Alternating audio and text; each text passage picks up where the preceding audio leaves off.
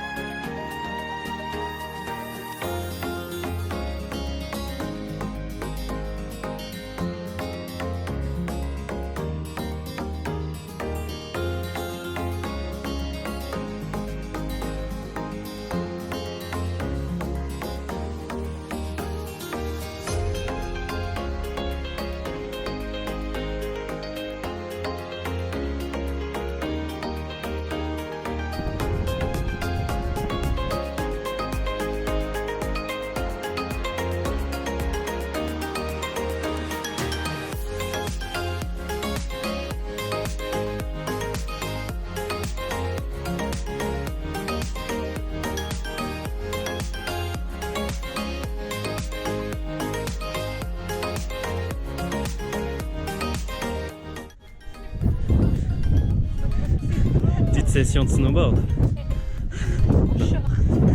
Dans le sable.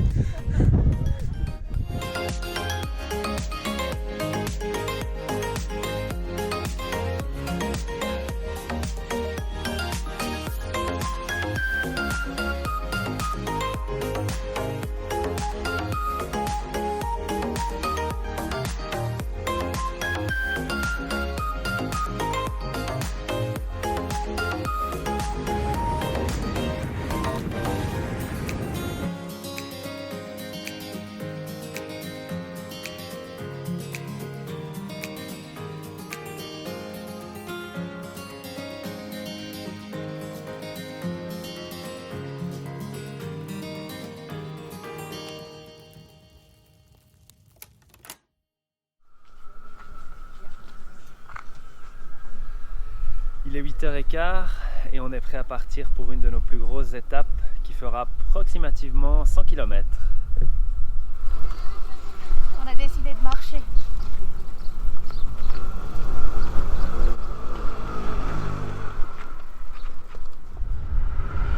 Route bosselée, vent de face et trafic assez dense. Ça risque d'être long.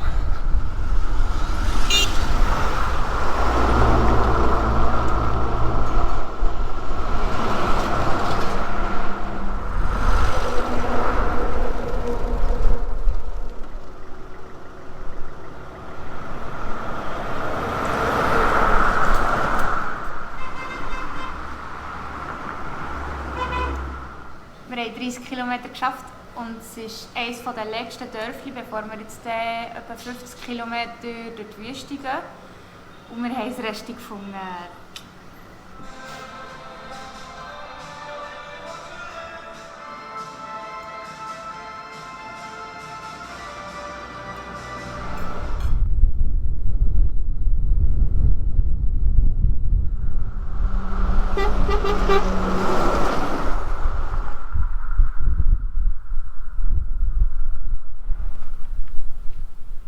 Ça c'est la pause de mi-parcours avec le coca.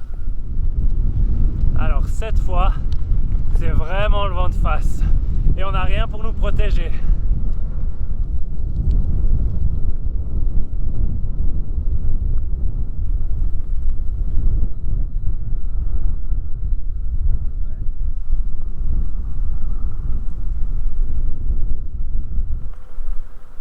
Il est 3h de l'après-midi et la bonne nouvelle, c'est que le vent a tourné. On l'a désormais dans le dos. Incroyable la sensation.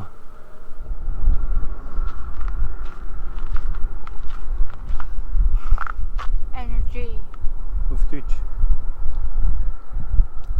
Energie. En français, Energie. en espagnol. Energia. Ah.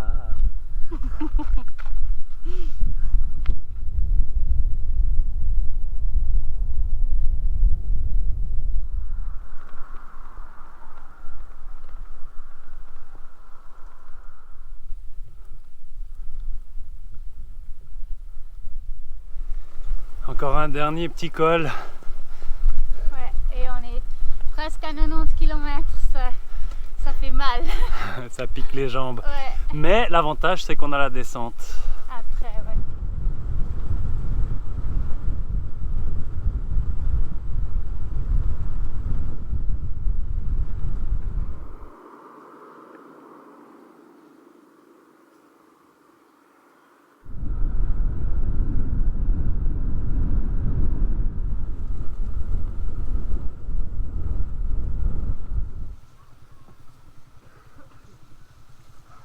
À 95 km, qu'est-ce qu'on fait?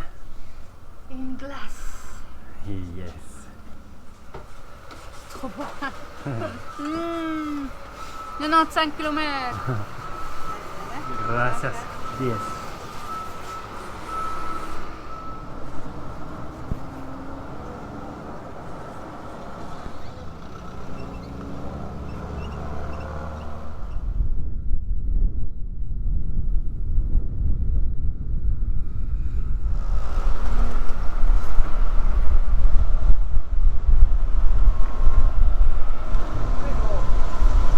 Hola peruano.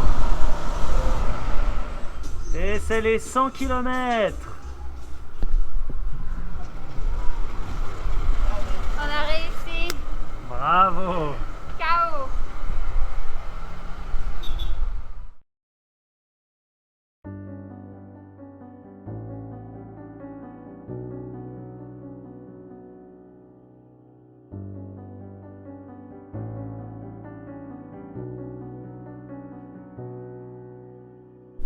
Nous arrivons aux fameuses lignes de Nazca qui se trouvent en plein milieu du désert au Pérou. Et on va aller observer ces géoglyphes assez particuliers depuis un mirador.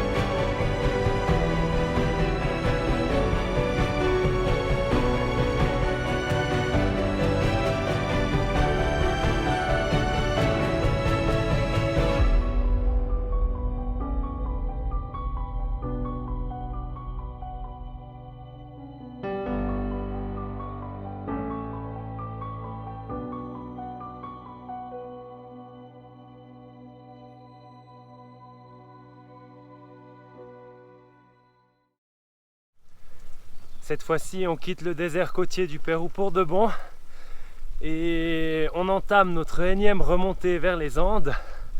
D'ailleurs, ça a déjà débuté hier avec notre plus grosse ascension jusqu'à ce jour. Quasiment 2000 mètres de dénivelé positive, une montée constante. Mais c'est pas fini, qu'est-ce qui nous attend encore aujourd'hui? Ça continue comme ça pendant 45 km. Et aujourd'hui, on va faire 1500 mètres de dénivelé. Et on s'arrête presque à 4000 mètres. Ouais. C'est notre retour dans les Andes.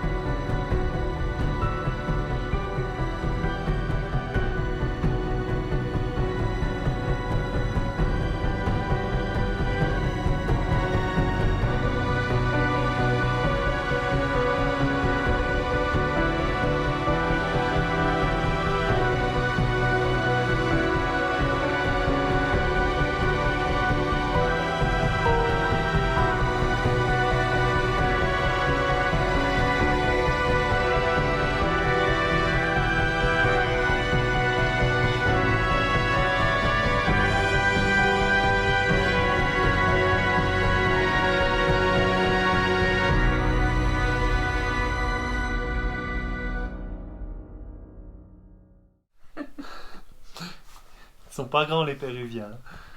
Et la porte à côté.